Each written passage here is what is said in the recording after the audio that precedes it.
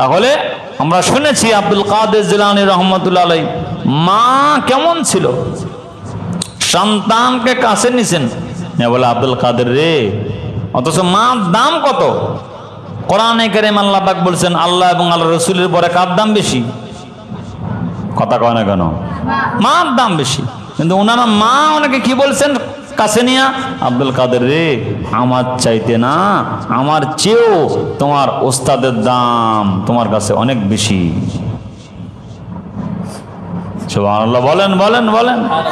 এবার করছে কি, আরো কাছে নিছে, নিয়া বলে আব্দুল কাদের, এই যে আমার কাছে 600 দিরহাম আছে, এই 600 দিরহাম আমি তোমার ওস্তাদজিকে হাদিয়া দিলাম।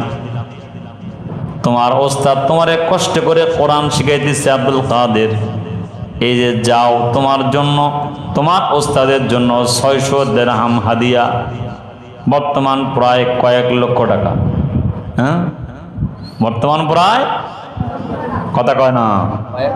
হ্যাঁ, আমরা হাফেজের ওস্তাদদেরকে কি দেই? এখন তো দেওয়া নেওয়াটা বন্ধ হয়ে গেছে। আর হাফেজ হলো বাপে খুশি হয় না, বাপরে যদি কয় ছিল হাফেজ, হুজুর আপনার শেষ করেন তো হুজুর। এই মিয়া, আপনার ছেলে হাফেজ হয়েছে মানে রব্বুল আলামিনের সমস্ত কথাগুলো তার সিনায় আল্লাহ ঢুকিয়ে দিয়েছে। সে যে কোরআন পড়ে যখন বলে আলহামদুলিল্লাহি রব্বিল আলামিন, আল্লাহ এর জবাব দেয়, কথা কয় না। পুরা 30 পারা কোরআনটা হলো রব্বুল আলামিনের জবানের কথার নাম হলো পুরা 30 পারা কোরআন। সুবহানাল্লাহ বলেন না কেন? জোরে বলেন। আমাদের কাছে কেউ কোনো বন্ধু বান্ধব চিঠি পাঠাইলে এটা আমরা কেমনে পড়ি? গুরুত্ব ছাড়া না, গুরুত্বের সাথে, গুরুত্বের সাথে একেবারে দরজা জানলা বন্ধ করে, ওরে বাপরে দোস্তি ফাড়াইছে। না, আমাদের কাছে 30 পারা কোরআন দিয়েছেন কে? কথা কয় না কে? আমাদের কেমন গুরুত্ব দিয়ে পড়া দরকার। এই জন্য ইনশাআল্লাহ তো ওনার মা ওনাকে বললেন আব্দুল কাদের, আমার কাছে যদি আজকে 6 লক্ষ দিরহামও থাকতো সব আমি তোমার ওস্তাদজিকে দিয়ে দিতাম। এই জন্য আমরা আর একটা কথা বলবো, সেটা হলো যারা আমাদের যে সকল বাচ্চারা হিফজ পড়বে, আমরা তাদেরকে যে কোনো জায়গায় নিব না, আমরা তাদেরকে গায়ে হলুদ অনুষ্ঠানে নিব না, বিবাহ বার্ষিকী বলেন, জন্মদিন, মৃত্যুদিন, কেক জবাই, কিরে কথা কস না কেন? বেড়া জন্মদিনে কেক জবাই দেয়, কি জবাই দেয়? এই সমস্ত অনুষ্ঠানে আমরা বাচ্চাদেরকে নিব না। এই জন্যই কথা বলেন না, মাদ্রাসায় যত থাকবে আপনার বাচ্চার মধ্যে কোরআনের নূর তত ঢুকতে থাকবে। তো এই জন্য আমরা বাচ্চাদেরকে মাদ্রাসায় রাখবো। আমরা অনেকে বলি হুজুর আমার ছেলেটা বায়েজিদ বুস্তামের মতো হোক। বায়েজিদ বুস্তামি রহমতুল্লাহ আলাইহি ওনার মা ওনাকে মাদ্রাসায় নিয়ে গেছেন, ওস্তাদজিকে যা বলছেন, ওস্তাদজি এই যে আমার ছেলেটা আপনার কাছে দিলাম, আলেম হওয়ার পরে আলেম হওয়ার পরে বাসায় পাঠাবেন। কি হওয়ার পরে? আলেম হওয়ার পরে।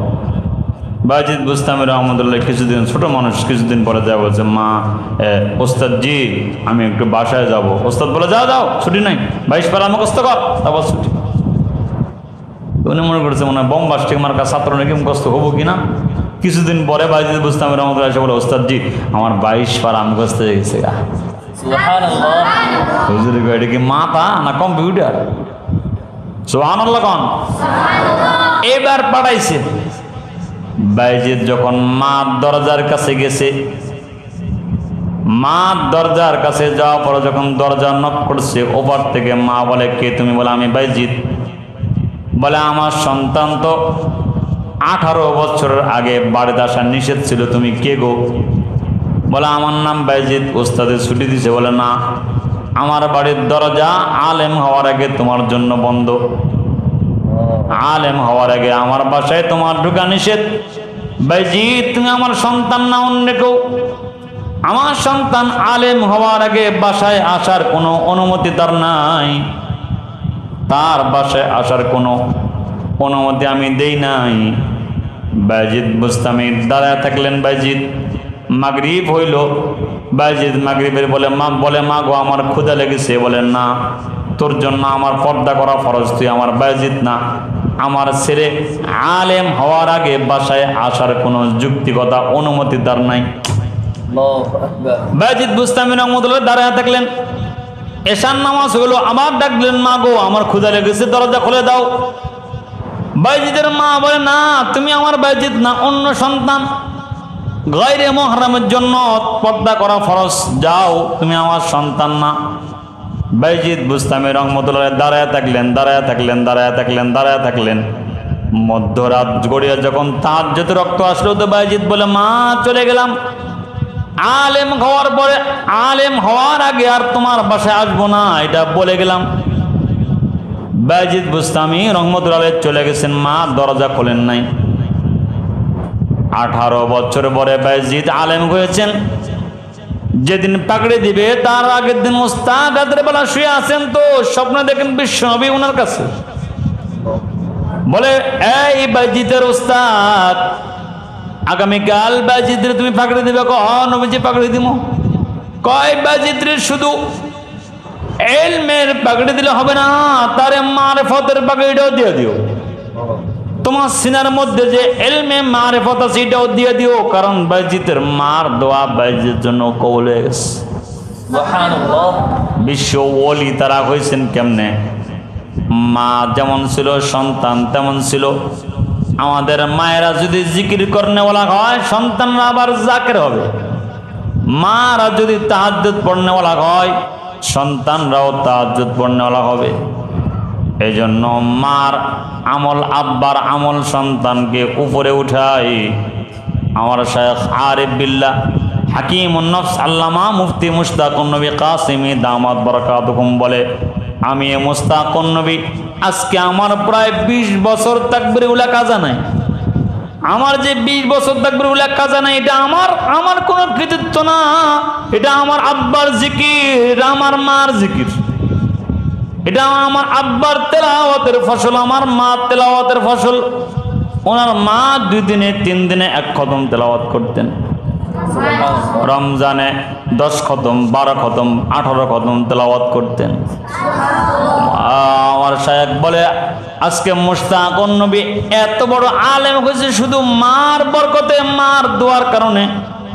এজন্য মা বোনরা বাসার থেকে টেলিভিশন, গান বাজনা যা আছে সরাই দেই, কারণ আপনিও কবরে যাবেন, আপনার সন্তানও কবরে যাবে।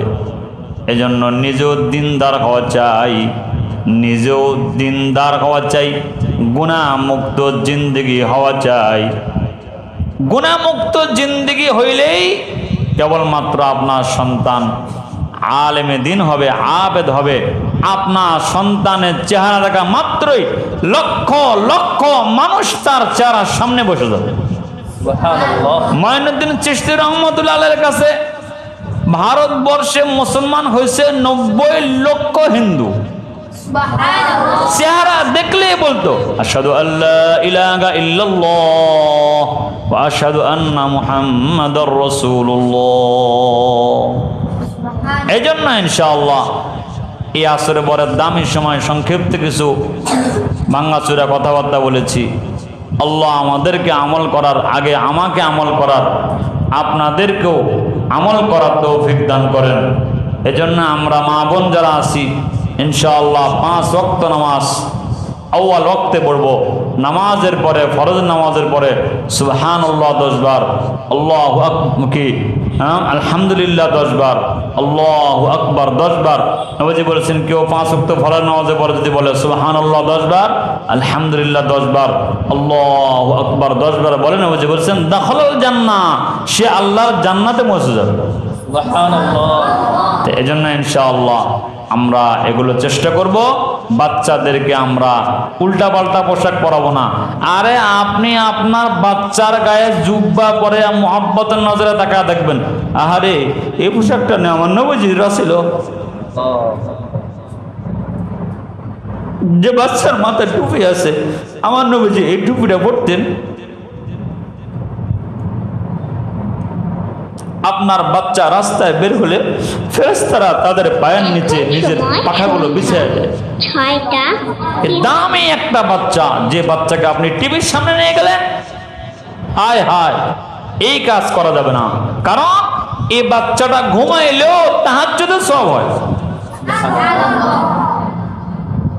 এজন্য মা বোন যারা আসছেন, আল্লাহর ওয়াস্তে গুনাহ মুক্ত জিন্দগি বানান, বানান, বানান। মা বোনরা জিকির ওয়ালা জিন্দগি বানান, তেলাওয়াত ওয়ালা জিন্দগি বানান, তসবিহ ওয়ালা জিন্দগি বানান, তাহাজ্জুদ ওয়ালা জিন্দগি বানান, আওয়াবিন ওয়ালা জিন্দগি বানান, ইশরাক ওয়ালা জিন্দগি বানান। তো আপনার এই জিন্দগিটা বন্দেগি হয়ে যাবে।